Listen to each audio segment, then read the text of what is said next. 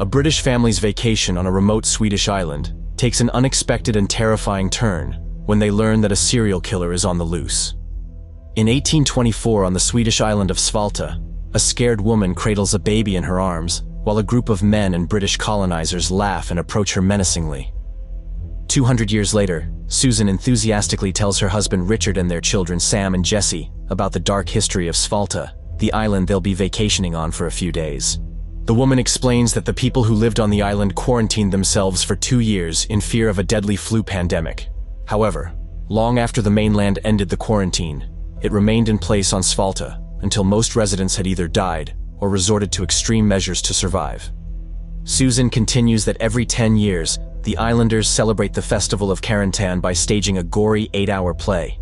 Upon hearing this information, Sam expresses his disdain for theater and says he already knows he'll hate the show. Then, the son states that he'd never resort to eating another human, but his father counters that if he's hungry and desperate enough, he won't be able to resist the urge. Eventually, they park outside a harbor cafe where Susan orders burgers and beer from the surly cook behind the counter. Moments later, Richard enters the establishment, and his wife asks him to go find their kids in case they're wandering outside. Meanwhile, the siblings happen upon a seagull carcass in a back room, and the indifferent Jessie takes a picture of the gruesome scene. When the cook learns that the family's headed to Svalta, he drops the plates he's holding out of shock and tells them that they shouldn't go to the island during Karantan. However, the couple explains that they've already booked the bed and breakfast owned by a local man named Mats, and they'll be staying in the remote village for the next few days.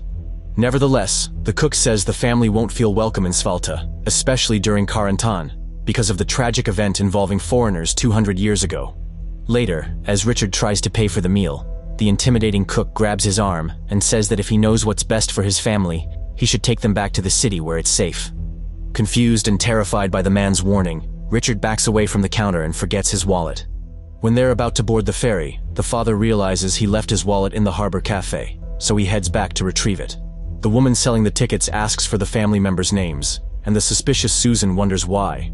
So the former explains they'll need their names for the manifest in case the vessel sinks. Moments later, Richard rejoins the group and pays for their tickets, and his wife points out that he has some ketchup on his jacket. On the ferry, the islanders stare disdainfully at the tourists, proving the cook's warning true regarding the locals' hostility. Suddenly, known troublemaker and drunkard Johan intimidates the family, prompting them to head to the outside area to defuse the tense and awkward situation. Soon, the ferry arrives in Svalta, and to the group's surprise, they find many of the locals standing by the dock staring at them. Then, community leader Klara approaches the family and asks what they're doing on the island. So, Richard and Susan explain that they're on vacation and they'd like to watch the play. Offended, the older woman states that the special performance commemorating Karantan isn't just a mere play, but an integral part of their lives. Seconds later, Ingemar says he consulted with the others, and they've all decided that the family should get back on the ferry and return to the mainland. However, Richard clarifies that Svalta isn't a private island, implying that the locals can't legally force them to leave. Then, Susan adds that one of the reasons why they made the trip was to pay respects to the dead. Klara doesn't know what she's talking about, so the woman shares that her great-great-great-great-grandfather died on the island. The community leader asks who Susan's ancestor was, so the latter reveals that he was one of the brave officers that the islanders killed 200 years ago. Suddenly, Klara scowls, ominously says the foreigners are going to leave Svalta one way or another, and licks the side of the woman's face. Fortunately, Mats arrives to welcome the visitors, and he assures them that most of the locals are harmless. Klara and her son Sven admonish the man for failing to seek agreement from the commune before inviting strangers onto the island, but he defiantly counters that their outdated laws no longer hold power in 2024. When his wife steps away to the dock to gather herself, Richard says that if she wants to change her mind, all she has to do is say the word. So, Susan assures her husband that she's all right, and she'll push through with their plans because she really needs this vacation. In the house, Mats asks the guests to take off their shoes and use the slippers he's provided. Then, Susan asks if the man's mother still lives in the house, but he says she was murdered and beheaded 10 years ago in the very chair Richard is sitting on. Later, Matt sneaks up behind the unsuspecting Jessie and creepily says that it's almost impossible to hear him walk around the house when he's wearing slippers. Because he heard the strange interaction, Sam teases his sister, prompting her to hit him on the groin as retaliation. That afternoon, the host informs the mother that her groceries are in the pantry, and then he leaves the house to give the family some privacy. While the parents prepare dinner, the daughter heads upstairs to take a relaxing bath. However, she hears a shuffling noise from behind the mirror and wonders what it could be. That night, Richard and Susan are awoken from sleep by masked, robed, torch-bearing islanders gathering outside the house. The frightened woman tearfully demands the trespassers to leave, so one member drops an animal carcass on the porch steps before they all turn around and walk away. Because her husband just watched as she confronted the mob, the irate Susan orders him to get rid of the animal carcass by himself. Unbeknownst to Richard, Klara smiles and watches him from behind the trees. The next day, Jessie tells her father that she thinks they're being watched. When the man wonders why she'd have this thought, the daughter recounts how she heard a shuffling noise behind the large mirror in the bathroom yesterday. At first, Richard reasons that it may just be the sounds of the house settling, but upon seeing how upset his daughter is, he hugs her and says that she should immediately inform him the next time she feels scared. Meanwhile, Mats watches the sweet interaction on a monitor, revealing that Jessie's suspicions of hidden cameras in the house are valid. Later, the father speaks to the host outside the other cabin on the property and recounts the unsettling events last night. Then, Richard threatens to leave a bad review on the rental app if it isn't sorted out, so the host promises to speak to the commune about the incident. While the family takes a walk and enjoys the lovely scenery around Svalta, Detective Forsberg investigates the gruesome murders of the cook and his wife at the harbor cafe. Concurrently, the couple sees people unloading 4 caskets from a small boat and onto the dock, and they both wonder who could have died. Later that day, the detective arrives at the dock and informs a local woman that he's there to interview Johan regarding the murder, and she shares that the man was just released from jail.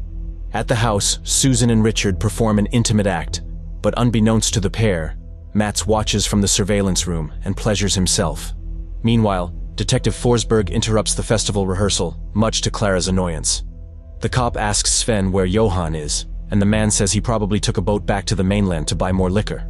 Before the detective walks away, Klara orders him to leave Svalta because he doesn't have jurisdiction on the island, since the locals have their own set of laws. However, as the cop's boat departs from the dock, Johan watches from afar, revealing that he never left. Concurrently, the siblings enter the local restaurant hoping to order some waffles from Ingemar. To their surprise, the man refuses to serve them, and when 3 intimidating patrons approach Sam and Jessie, they quickly leave the establishment. Outside, the pair run into masked men carrying the caskets, and the daughter spots the label "English Liar" on one of them. Just as the siblings enter the house, Mats hears them from upstairs, so he immediately leaves Jessie's room so she doesn't catch him wearing her undergarments and lying on her bed. Seconds later, she enters the room and notices her missing garments and the disheveled sheets. She wonders if her brother took them, but he assures her that he isn't interested since he's attracted to men. Then, the curious Jessie fogs up the mirror with her breath and draws a heart, and on the other side of the one-way mirror, the unhinged host licks the surface. During an assembly, Klara commends the townspeople on all their hard work preparing for tomorrow's festivities. Since the islanders honor the dead by killing 4 tributes every Karantan, the old woman believes the arrival of the English family is a sign telling her that they should be the ones sacrificed. However, Ingemar rises to his feet and points out that they were only supposed to scare off the tourists. Sven adds that the last time they honored the Karantan by sacrificing tributes, they were all much younger and more capable of completing the strenuous task. Because the other locals opposed her scheme and she's unsure whom to trust, Klara speaks to Mats and reveals that she knows all about his perverse tendencies and substance abuse. The woman promises to keep his secret safe and to make him feel more welcome in the community if he agrees to help her murder the family. Klara explains that since tomorrow is the 200th anniversary of the first Karantan, it only seems right to celebrate the event the traditional way. Before she leaves, the woman tosses a box of cookie mix at Mats and maliciously suggests he prepare a special batch for the tourists. The next day, the islanders begin their Karantan performance with people dressed as British colonizers and giant geese riding sailboats to shore. Meanwhile, the family sits at the table for breakfast, and the exasperated Sam reminds his parents that he can't eat meat because he's a vegetarian, and his combative attitude annoys Richard. Later, Mats informs the family that he spoke to the commune, and they decided that they're welcome to watch the play. However, the guests decline the invite, stating that although they appreciate the locals' change of heart, they'd rather go for a swim and just catch the climax of the show later today. As the group makes their way to the harbor, the host says he'll leave the plate of freshly baked cookies in the house for them to enjoy after their swim. Concurrently, the stage play tells the story of how the British colonizers arrived on the island and bribed the corrupt leader with gold to keep the harbor closed, trapping the people on Svalta. After the swim, The family returns to the house and finds the cookies Matt's left on the table, much to their delight. In the stage play, the corrupt leader begins to feel remorse for striking the deal with the British after seeing the devastation he inflicted on the townspeople. Meanwhile, Matt watches from the surveillance room as the guests unknowingly eat the laced-baked treats. In the stage play, the islanders capture the colonizers and line them up in front of the caskets. In the house, the host sees that the entire family passed out from the special cookies, so he dons Jessie's undergarments once again and creepily lies next to her unconscious body. Days ago, the daughter decapitated the helpless seagull, and Richard was the one who murdered the harbor cafe cook and his wife, revealing that they're a family of cold-blooded killers. In the present, the scared Matt cowers as each deranged family member pulls out a knife and they take turns stabbing the host until he perishes. While the islanders bathe in the fake blood during the show's grand finale, Richard, Susan, and their 2 children make their way to the village with an assortment of weapons. Every time the group passes by a local, they take out their blades and dispose of the person with ease and precision. As chaos ensues, Ingmar tells Klara that they should hide or check the harbor for a boat they can take to escape the carnage. However, the woman defiantly exclaims that she won't run away because she wants to cherish what could be her last Karantan. Due to the commotion, conflicting claims ring in the air, with some stating that Johan is responsible for the killing spree. In the forest, Richard takes down 3 people with an axe and a small knife, while his wife finishes off a man lying on the ground. That evening, Sam and Jessie head to the Harbor Office Communication Center, where they trick the worker by pretending to be the killer's victims begging for help. When the woman tries to comfort the pair, they end her life with their blades and take a heartless selfie with the lifeless body. Later, Sven sees that the communication center's been compromised, so he fires a flare into the sky to alert the mainland. Meanwhile, a harbor control officer on a neighboring island starts receiving panicked radio calls about the mayhem at Svalta. Eventually, the family reunites outside a cabin and devises a plan on how to terminate the islanders hiding inside the building. When Klara tries to escape through a back door, Richard wounds her with a blade through the wooden planks. Sven retaliates by stabbing a sword through the wall, and the blade impales Richard's cheeks, and he whimpers from the pain.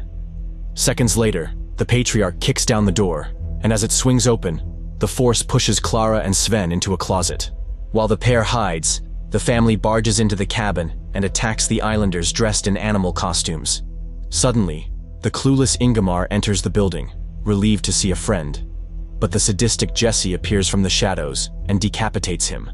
One frightened islander takes matters into his own hands and ends his life before the family can attack him. Moments later, the deranged group terrorizes a man in a rat costume before taking turns harming him.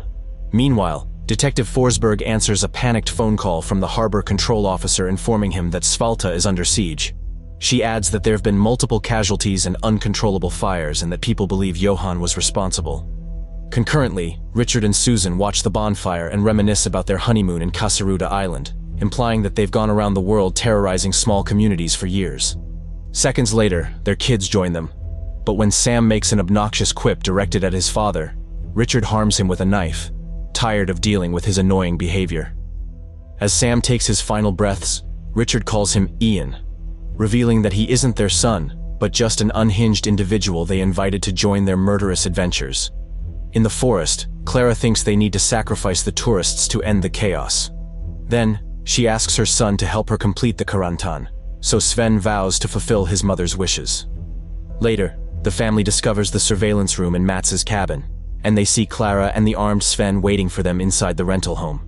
Susan thinks Jessie is ready to lead her first Trojan horse ruse, a tactic where they lower the target's defenses by pretending to be a victim. Soon, the cop arrives, and to his horror, he finds several heads on stakes displayed on the dock. Minutes later, the daughter limps into the house begging Sven for help. However, the startled man shoots Jessie, so she begins making up a story about how Mats is responsible for the massacre and how he murdered her father and brother. She adds that Mats is still in the house, so Sven takes the shotgun and checks the bedrooms. After he leaves, Susan barges into the house pretending to be a victim and reunites with her daughter. Meanwhile, Richard sneakily emerges from the secret passageway behind the large mirror. In the bedroom, Sven finds Mats's mangled remains on the bed and wonders what could have happened. Suddenly, he hears Richard's weak whimpers from the other room. But when he checks to see if the man's okay, the deranged killer attacks Sven, ending his life. Before succumbing to his injury, the armed man pulls the trigger and blows off Richard's right hand. Eventually, the family gathers downstairs, and Klara realizes that much like the first Karantan 200 years ago, the British brought about death and mayhem onto Svalta. Then, she grabs a kitchen knife and is about to attack the group, but Forsberg saves them by shooting Klara dead, thinking she's the killer. With their secret safe, the family escapes the burning island on the cop's boat. Moments later, more police officers arrive and they shoot the fleeing Johan, whom they presume was also responsible for the carnage on Svalta. On the boat, Jessie exclaims that this was the best holiday trip they've ever been on, and the deranged couple happily agrees with her sentiments. Safe from any consequences for their diabolical actions, the unhinged family continues their journey back to the mainland, excited for the next island community they'll torment for their pleasure. Subscribe to watch more videos like this, turn on notifications and leave a like to help the channel out. Thank you for watching.